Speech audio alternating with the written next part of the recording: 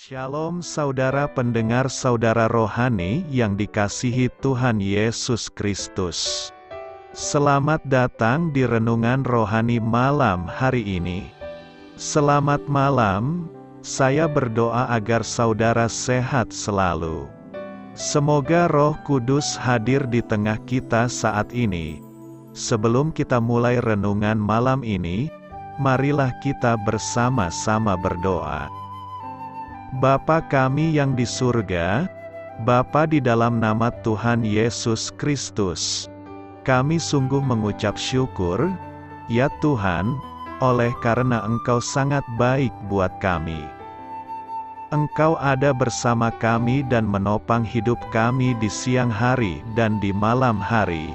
Engkau ada bersama-sama dan menyertai kami. Tuhan, kami memuji dan bersyukur kepadamu pada malam hari ini, kami masih bisa berkumpul di rumah kami yang kecil ini. Tuhan, saat ini kami hendak mendengarkan firman-Mu. Berilah pengetahuan dan bimbinglah hamba-Mu ini agar apa yang Engkau firmankan dapat bekerja sesuai kehendak-Mu. Buat kami jemaat-Mu, bukalah hati dan pikiran kami untuk mendengar dan menerima firman-Mu. Kiranya firman-Mu ini dapat menjadi berkat bagi kami. Berbicaralah Tuhan, kami sudah siap menerima firman-Mu. Di dalam nama Tuhan Yesus Kristus kami berdoa dan mengucap syukur. Amin. Sahabat saudara rohani, pembacaan ayat emas Alkitab renungan kita malam hari ini. Nats pilihan kita adalah, hendaklah masing-masing memberikan menurut kerelaan hatinya, jangan dengan sedih hati atau karena paksaan, sebab Allah mengasihi orang yang memberi dengan sukacita. Tertulis dalam kitab 2 Korintus 9 ayat 7, kata kunci renungan pada malam ini adalah hari yang indah, dan bacaan kita pada malam ini terambil dari kitab Amsal 11 ayat 24 sampai dengan ayat 31. Ada yang menyebar harta, tetapi bertambah kaya, ada yang menghemat secara luar biasa, namun selalu berkekurangan. Siapa banyak memberi berkat, diberi kelimpahan. Siapa memberi minum, ia sendiri akan diberi minum. Siapa menahan gandum, ia dikutuki orang, tetapi berkat turun di atas kepala orang yang menjual gandum. Siapa mengejar kebaikan, berusaha untuk dikenan orang, tetapi siapa mengejar kejahatan akan ditimpa kejahatan. Siapa mempercayakan diri kepada kekayaannya akan jatuh, tetapi orang benar akan tumbuh seperti daun muda. Siapa yang mengacaukan rumah tangganya akan menangkap angin. Orang bodoh akan menjadi budak orang bijak. Hasil orang benar adalah pohon kehidupan, dan siapa bijak, mengambil hati orang. Kalau orang benar menerima balasan di atas bumi, lebih-lebih orang fasik dan orang berdosa. Terambil dari kitab Amsal 11 ayat 24 sampai dengan ayat 31. Topik dari ayat emas renungan kita adalah, banyak orang dengan mudah memberi pujian kepada Allah, namun sedikit yang dengan sukacita memberikan uangnya. Mari kita mulai renungan malam kita. Untuk memulai hal baik, serahkanlah segala sesuatu hanya kepada Tuhan. Kisah inspiratif. Setelah mengagumi sebuah lukisan di rumah seorang wanita, saya terkejut oleh kemurahan hatinya. Ia menurunkan lukisan itu dan memberikannya kepada saya. Saya juga telah melihat berbagai perbuatan baik serupa. Selama bertahun-tahun, ibu mertua saya tetap bertahan menggunakan lemari es kunonya agar dapat memberi lebih banyak uang bagi pekerjaan Tuhan. Saya mengenal sebuah keluarga Kristiani yang telah menabung untuk membeli mobil baru. Namun saat mereka mendengar sebuah ladang pelayanan sangat butuh bantuan, mereka tetap menggunakan mobil lama mereka dan memberikan tabungan mereka bagi pelayanan misi. Saya pun mendengar tentang seorang pengusaha Kristiani di Ohio yang menaruh sesuatu di sakunya setiap pagi untuk diberikan kepada orang lain. Barang itu berupa ballpoint, mainan, atau bahkan selembar uang $10. Seiring dengan berlalunya hari, ia mencari seseorang yang akan diberkati dengan menerima hadiah. Dengan selalu mencari kesempatan untuk memberi, katanya, saya menikmati hari yang indah. Pepatah kuno yang mengatakan, penerima akan makan dengan enak, namun si pemberi akan tidur dengan nyenyak, tidak sepenuhnya benar. Menurut Amsal 11 ayat 25, si pemberi juga makan dengan enak, siapa banyak memberi berkat, diberi kelimpahan. Siapa memberi minum, ia sendiri akan diberi minum. Kita tidak boleh memberi sambil bersungut-sungut atau dengan terpaksa, namun dari dalam hati, Allah mengasihi orang yang memberi dengan sukacita. Apakah yang dikatakan Alkitab tentang pengurusan keuangan Anda? Alkitab banyak bercakap tentang pengurusan keuangan. Secara umum Alkitab tidak menggalak kita untuk meminjam uang. Lihat Amsal 6 ayat 1-5 berkata dengan topik, orang kaya memerintah ke atas orang miskin, yang meminjam menjadi hamba kepada peminjam. Jangan engkau termasuk orang yang membuat persetujuan, dan yang menjadi penanggung hutang. Mengapa orang akan mengambil tempat tidurmu dari bawahmu? Bila engkau tidak mempunyai apa-apa untuk membayar kembali, Alkitab berkali-kali memberi amaran terhadap pengumpulan harta, tetapi sebaliknya mendorong kita supaya mengumpulkan kekayaan rohani. Amsal 28 ayat 20 berkata, orang yang dapat dipercaya mendapat banyak berkat, tetapi orang yang ingin cepat menjadi kaya, tidak akan luput dari hukuman. Lihat juga Amsal 10 ayat 15, lalu Amsal 11 ayat 4, lalu Amsal 18 ayat 11, lalu 23 ayat 5. Amsal 6 ayat 6-11 menawarkan hikmat kerajinan. Kemiskinan yang teruk adalah akibat yang tidak dapat dielakkan oleh kemalasan. Kita dinasihatkan untuk melihat kepada semut yang rajin berusaha untuk menyimpan makanan bagi dirinya. Bahagian firman Tuhan ini juga memberi amaran supaya jangan tidur pada waktu di mana kita sepatutnya mengerjakan sesuatu yang menguntungkan. Seorang pemalas merupakan seorang yang lembab, lamban dan seorang yang lebih menyukai tidur daripada bekerja. Masa depan untuk seorang pemalas sudah cukup jelas, yaitu kemiskinan dan kekurangan. Di suatu tahap pula terdapat orang yang pada pikirannya hanya untuk mendapatkan uang. Menurut Pengkhotbah 5 ayat 10, orang yang seperti itu tidak akan dapat dipuaskan dengan kekayaan dan terus mahu mendapat lebih banyak lagi. 1 Timotius 6 ayat 6-11 memberikan kita amaran terhadap perangkap mengingini kekayaan. Daripada melonggokkan kekayaan ke atas diri kita, model Alkitab adalah memberi, bukannya menerima. Camkanlah ini, orang yang menabur sedikit, akan menuai sedikit juga dan orang yang menabur banyak, akan menuai banyak juga. Hendaklah masing-masing memberikan menurut kerelaan hatinya, jangan dengan sedih hati atau karena paksaan, sebab Allah mengasihi orang yang memberi dengan sukacita. Kita didorong untuk menjadi pengurus yang baik ke atas semua pemberian Tuhan kepada kita.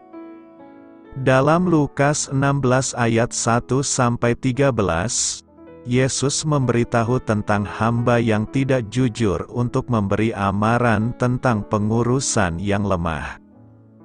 Pelajaran daripada perumpamaan tersebut adalah ini: sekiranya Anda tidak dapat dipercayai dengan kekayaan di dunia, bagaimanakah Anda akan dipercayakan dengan kekayaan yang sebenarnya?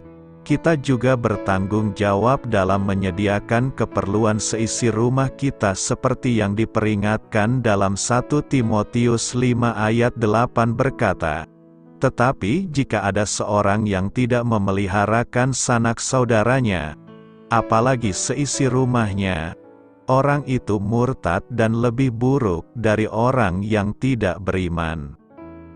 Secara ringkas, apakah yang dikatakan Alkitab tentang pengurusan uang? Jawabannya dapat dirumuskan dengan satu perkataan, yaitu hikmat. Kita perlu bijak dengan uang. Kita perlu menyimpan uang, tetapi bukan sampai membuatnya menjadi suatu khazanah. Kita perlu membelanjakan uang, tetapi dengan budi bicara dan penguasaan diri. Kita perlu memberi kembali kepada Tuhan dengan sukacita dan hati yang berkorban. Kita perlu menggunakan uang kita untuk menolong orang lain, tetapi dengan kebijaksanaan dan bimbingan Roh Kudus. Tidak salah untuk menjadi kaya, tetapi salah untuk mencintai uang. Tidak salah untuk menjadi miskin, tetapi salah untuk berbelanja pada perkara yang remeh. Pesan konsisten Alkitab tentang pengurusan uang adalah supaya kita berlaku bijak.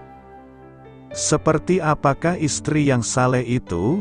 Untuk membahas seorang istri yang saleh, kita harus mengartikan kata saleh terlebih dahulu. Di dalam 1 Timotius 2 ayat 2, Paulus menggunakan kata saleh dengan kata tenang, tenteram, dan terhormat. Alkitab mengajar bahwa roh yang mendiami setiap orang percaya menghasilkan kesalehan yang tampak dan yang tidak tampak, seperti kasih, sukacita, damai sejahtera, kesabaran, kemurahan, kebaikan, kesetiaan, kelemah lembutan, penguasaan diri. Dalam kata lain, kesalehan tidak berbeda dari keserupaan dengan Kristus. Kesalehan berarti berusaha mencontoh Kristus, mengikuti teladannya dalam berpikir maupun dalam perbuatan. Sifat-sifat kesalehan ini berlaku bagi setiap orang percaya, baik pria maupun wanita.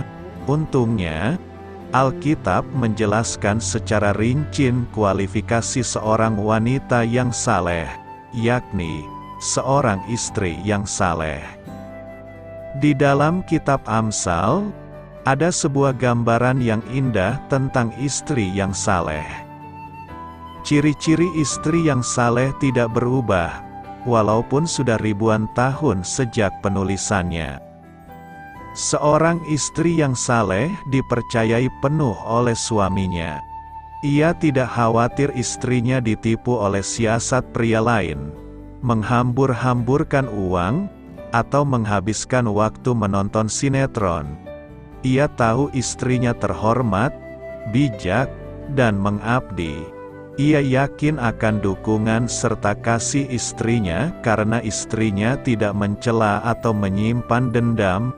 Suaminya mempunyai nama yang baik di dalam masyarakat, dan istrinya tidak pernah menjelekkannya. Sebaliknya, ia selalu menghormati suaminya dan memujinya. Ia mampu mengatur rumah tangga dan dirinya pun dihormati. Seorang istri yang saleh lebih banyak menghabiskan waktunya memenuhi kebutuhan orang miskin dan tidak mampu dibanding bercermin di depan meja rias, karena ia tidak egois dan penuh kebajikan. Akan tetapi, ia tetap menjaga kesehatan rohani dan jasmaninya. Meskipun ia bekerja keras, ia masih terurus dan menjaga penampilan dirinya maupun seisi rumahnya. Amsal 31 menggambarkan seorang istri yang saleh sebagai sosok yang mempunyai ambisi dan giat bekerja. Istri dari Amsal 31 memiliki usaha rumah tangga. Ia membuat dan menjual pakaian, ia mengelola usahanya sendiri dan memutuskan bagaimana menggunakan penghasilannya. Perhatikan bahwa penghasilannya bukan untuk beli aksesoris yang mahal, melainkan untuk membeli sebidang tanah di mana ia dapat mengembangkan ladang anggur, sesuatu yang berguna bagi keluarganya. Di tengah semua usaha dan kerja kerasnya, istri yang saleh dipenuhi sukacita. Ia dapat menilai bahwa pekerjaannya menguntungkan, sehingga ia selalu bersyukur. Seorang istri yang saleh tidak khawatir akan hari esok. Ia menyambut masa depan karena ia yakin bahwa Tuhannya mengendalikan segala sesuatu. Ayat 30 adalah kunci dari pasal 31 karena seorang wanita tidak mungkin menjadi istri yang saleh tanpa terdahulu takut akan Tuhan. Upayanya mengejar dan berdiam di dalam Yesus membuahkan kesalehan dalam kehidupannya. Pada akhirnya, seorang istri yang saleh harus tunduk kepada suaminya. Seperti apakah wujud dari seorang istri yang tunduk? Agak berbeda dari bayangan Anda, Alkitab mengajar bahwa Yesus tunduk kepada Bapanya. Akan tetapi Yesus sederajat dengan Sang Bapa. Jadi, seorang istri yang tunduk bukan kurang berharga dibanding suaminya, perannya tidak kalah penting, melainkan berbeda saja. Orang Kristen tahu bahwa Kristus sama ilahinya dengan Sang Bapa dan Roh Kudus, namun setiap pribadi memenuhi peran yang berbeda dalam keselamatan. Dengan cara yang serupa, pria dan wanita memainkan peran yang berbeda dalam pernikahan. Jadi, ketundukan seorang istri kepada suaminya seperti Kristus kepada Sang Bapa berarti ia rela dipimpin oleh suaminya. Dengan sukarela Yesus menerima dirinya disalibkan. Meskipun dalam kesengsaraan, Kristus tahu bahwa rancangan Bapa adalah yang terbaik. Seorang istri yang saleh mengerti bahwa jalan ketundukan kadang menyakitkan, namun mengikuti Allah selalu menghasilkan pahala rohani yang bertahan secara abadi. Alkitab menghubungkan ketundukan seorang istri pada suaminya dengan ketundukannya kepada Allah. Dalam kata lain, jika seorang istri tidak mampu tunduk kepada suaminya, maka itu mungkin mencerminkan pergumulannya dalam menundukkan diri pada Kristus. Ketundukan berbeda dengan kelemahan. Istri yang tunduk bukan bodoh atau tidak penting. Ketundukan mengaratkan kekuatan, kehormatan, dan pengabdian. Sebagaimana yang kita pelajari dari Amsal 31. Amsal 31 menggambarkan istri yang ideal. Seorang wanita yang tidak sempurna masih dapat menjadi istri yang saleh, karena kita tahu bahwa kesempurnaan manusia itu mustahil. Tetapi di mana hubungan seorang istri dengan Kristus semakin bertumbuh, ia akan semakin saleh. Kesalehan yang alkitabiah seringkali bertentangan dengan nilai-nilai yang diusung oleh kebudayaan.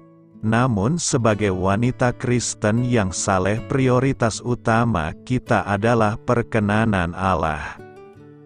Orang yang bermurah hati, Amsal 11 ayat 17 berkata demikian. Orang yang murah hati berbuat baik kepada diri sendiri, tetapi orang yang kejam menyiksa badannya sendiri. Ada kebaikan di balik sikap bermurah hati. Kebaikan itu pertama dirasakan oleh kita sendiri, kemudian menyebar kepada orang lain di sekitar kita. Sebaliknya, orang yang tega melihat kesusahan orang lain dan menutup pintu hatinya rapat-rapat, itu tidaklah mendatangkan manfaat tapi malah merugikan, bahkan menyiksa diri sendiri. Itu kata firman Tuhan. Bukankah firman Tuhan pun sudah berkata bahwa ada yang menyebar harta, tetapi bertambah kaya, ada yang menghemat secara luar biasa, namun selalu berkekurangan, dan siapa memberi kepada orang miskin tak akan berkekurangan, tetapi orang yang menutup matanya akan sangat dikutuki. Firman Tuhan sudah mengatakan bahwa kerelaan memberi, membagikan sebagian dari apa yang ada pada kita untuk saudara-saudara kita yang tengah kesusahan tidak akan pernah membuat kita berkekurangan. Ini sejalan dengan bagian dari khotbah Yesus di atas bukit yang kita lihat kemarin. Berbahagialah orang yang murah hatinya, karena mereka akan beroleh kemurahan. Selanjutnya, cukupkah murah hati itu diwakili oleh sebuah perasaan kasihan, ungkapan simpati yang hanya berhenti hingga kata-kata yang keluar dari mulut saja? Tentu saja tidak. Perhatikan firman Tuhan berikut. Barang siapa mempunyai harta duniawi dan melihat saudaranya menderita kekurangan tetapi menutup pintu hatinya terhadap saudaranya itu, bagaimanakah kasih Allah dapat tetap di dalam dirinya? Bagaimana mungkin kita mengaku memiliki kasih Allah, mengaku sebagai anak Allah, tetapi kita tidak melakukan apa-apa secara nyata dan hanya bergumam kasihan saja kepada orang lain? Maka apa yang harus kita lakukan pun hadir dalam ayat berikutnya. Anak-anakku, marilah kita mengasihi bukan dengan perkataan atau dengan lidah, tetapi dengan perbuatan dan dalam kebenaran, bukan hanya dengan perkataan, bukan sebatas di bibir atau lidah saja, tetapi haruslah lewat perbuatan-perbuatan yang dilakukan atau diaplikasikan secara nyata dan berakar dalam kebenaran. Orang yang murah hati itu sama artinya berbuat baik kepada dirinya sendiri. Orang yang murah hati adalah orang yang bersedia mengulurkan tangannya untuk membantu orang-orang yang membutuhkan pertolongannya. Orang yang murah hati tidak pernah menganggap bahwa kebaikan yang dilakukannya merupakan suatu paksaan atau kerugian baginya. Sebaliknya, ia melakukan kebaikan itu dengan sukacita, tanpa mengharapkan balasan dan pamrih. Tidak ada kata sia-sia bagi orang yang bermurah hati atau berbuat baik kepada orang lain. Di dalam Amsal 19 ayat 17 tertulis, "Siapa menaruh belas kasihan kepada orang yang lemah, memiutangi Tuhan, yang akan membalas perbuatannya itu." Jadi, orang yang berbuat kepada orang lain sesungguhnya sedang melakukan kebaikan bagi dirinya sendiri, sebab Tuhan pasti membalas perbuatan baiknya. Camkanlah ini, orang yang menabur sedikit, akan menuai sedikit juga, dan orang yang menabur banyak, akan menuai banyak juga. Satu hal penting yang harus diperhatikan saat melakukan suatu kebaikan kepada orang lain adalah motivasi hati. Jangan sampai ada tendensi atau motivasi terselubung. Kalau kita berbuat baik atau bermurah hati kepada orang lain, dengan tujuan supaya mendapatkan pujian, maka upah kita pun hanya sebatas pujian tersebut. Karena itu, hendaklah masing-masing memberikan menurut kerelaan hatinya, jangan dengan sedih hati atau karena paksaan. Sebagai orang-orang yang telah diselamatkan, melakukan kebaikan adalah sebuah keharusan, sebagai ungkapan rasa syukur karena Tuhan telah terlebih dahulu melakukan kebaikan kepada kita, mengorbankan nyawanya untuk menebus dosa-dosa kita, sehingga kita diselamatkan. Karena itu, janganlah kita jemu-jemu berbuat baik, karena apabila sudah datang waktunya, kita akan menuai, jika kita tidak menjadi lemah. Memberi daripada menerima. Renungan inspirasi kita pasti sering mendengar istilah take and give.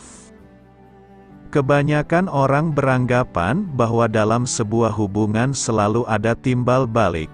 Ketika kita memberi, maka orang lain juga harus membalasnya dengan memberi pada kita.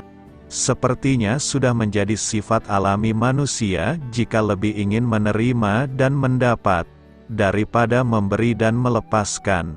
Dan juga sudah menjadi prinsip hidup di dunia jika semakin berhemat dan lebih banyak menerima, maka yang dimiliki akan semakin bertambah-tambah dan berlimpah. Namun bacaan firman Tuhan hari ini berkata kebalikannya. Ada yang menyebar harta, tetapi bertambah kaya, ada yang menghemat secara luar biasa, namun selalu berkekurangan. Tuhan mengajar kita tentang kasih yang tanpa batas, kasih yang tak berkesudahan dengan lebih banyak memberi. Memberi adalah ungkapan kasih dalam bentuk nyata, dan tidak selalu berbentuk materi, tetapi dalam arti yang lebih luas, seperti memberi waktu dan perhatian.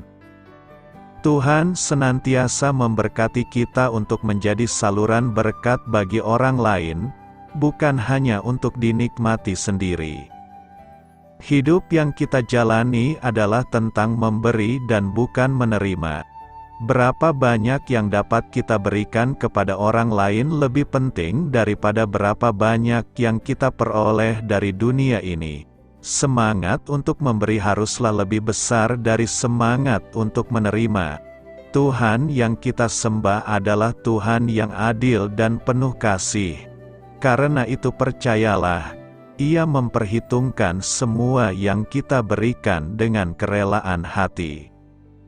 Murah hati tidak ada hubungannya dengan kekayaan seseorang, sama seperti kedewasaan tidak ada kaitannya dengan usia seseorang. Jika kedewasaan tumbuh dengan penerimaan akan tanggung jawab, dan bukan karena usia, maka kemurahan hati tumbuh dari sikap dalam memberi, dan bukan menerima. Dunia mungkin menganggap bahwa kita bisa bermurah hati saat kita telah mengumpulkan dan memiliki kekayaan yang besar. Namun bukan demikian dalam pandangan Tuhan. Ayat firman hari ini menyatakan bahwa jiwa yang murah hati diberi kelimpahan, bukan menjadi kaya lebih dulu lalu mulai memberi, tapi memberi terlebih dahulu maka menjadi kaya. Semakin ingin menjadi kaya, maka harus semakin banyak memberi. Berkat-berkat Tuhan tidak datang dari mengakumulasi banyak hal, tetapi dari memberi banyak hal. Semakin kita memberi, semakin kita diperkaya, dan semakin banyak pula yang diberikan kembali pada kita. Kita memberi pun bukan karena kita mengharapkan balasan, tetapi karena Allah memelihara kita secara ajaib, dan karena kita telah menerima begitu banyak hal baik dari Tuhan. Karena itu, mari mulai belajar memberi. Milikilah hati yang penuh belas kasihan, bermurah hatilah, maka kita pun akan menikmati kelimpahan dari Tuhan. Mari refleksikan diri Anda. 1. Mengapa kita perlu belajar untuk memiliki hati yang lebih suka memberi daripada menerima? 2. Apakah Anda telah mempraktekkan sikap yang suka memberi kepada orang lain? Kapan terakhir Anda melakukannya? Pokok doa kita, Bapa di sorga, berikan padaku hati yang suka memberi daripada menerima. Roh Kudus mampukan aku untuk mempraktekkan kebenaran ini. dalam nama Tuhan Yesus Kristus. Amin. Yang harus dilakukan, saat Anda mulai memberi kepada orang lain, lakukanlah itu dengan sukarela dan ungkapan kasih kepada Tuhan. Hikmat hari ini, hanya orang yang sudah menabur yang akan menikmati tuaian. Hanya orang yang suka memberi yang mengalami berkat secara kelimpahan. Selamat beristirahat malam dalam kasih setia Tuhan. Doa saya menyertai saudara sekalian, mari bertumbuh dalam iman bersama saudara rohani. Saya memberkati Anda agar sewaktu Anda mencarinya dari Dia, Bapa Surgawi Anda akan memberikan bagi Anda roti harian Anda. Dalam nama Yesus Kristus, Tuhan yang berkuasa atas alam semesta dan menuntun kita kepada iman yang menyelamatkan, Tuhan Yesus menyertai senantiasa. Terima kasih sudah berkenan mendengarkan renungan malam saudara rohani. Tuhan memberkati. Amin.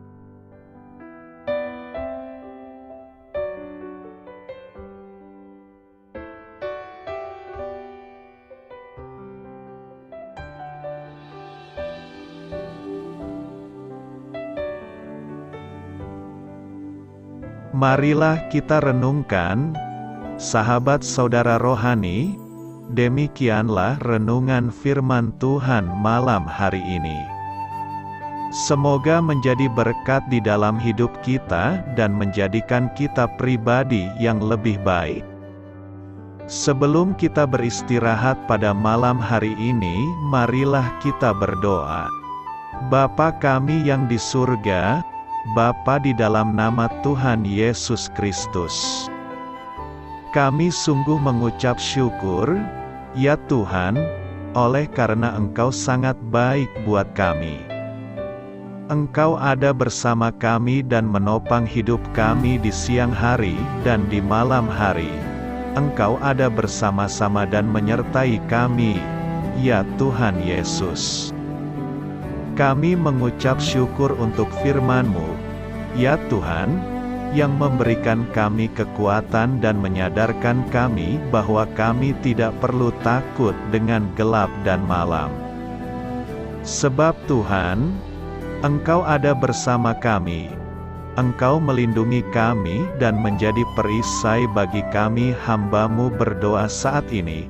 Tuhan, untuk setiap pendengar renungan ini yang mengalami ketakutan, kecemasan, kegelisahan, pada situasi gelap dan malam hari di dalam nama Tuhan Yesus Kristus.